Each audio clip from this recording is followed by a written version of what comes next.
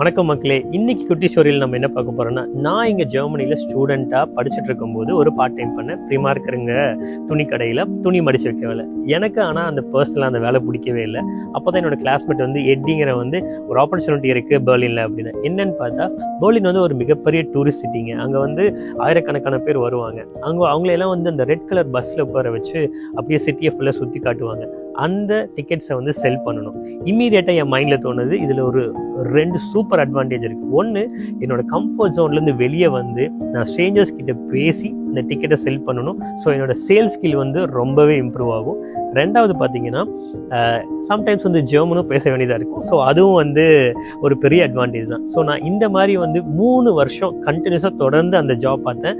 எனக்கு ரொம்ப யூஸ்ஃபுல்லாக. அன்னைக்கு நான் பண்ண அந்த சேல்ஸ் ஜாப் தான் இன்றைக்கி யூரோ காசில் நான் டக்குன்னு ஒரு ஃபோன் எடுத்து ஒரு கோல் கால் பண்ணணும் அப்படின்னா ரொம்பவே யூஸ்ஃபுல்லாக இருந்தது.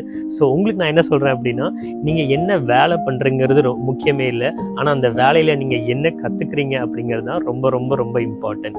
ஸோ இதே மாதிரி இன்னொரு குட்டி ஸ்டோரியில் உங்களெல்லாம் சீக்கிரம் சந்திக்கிறேன். See you all soon in Germany.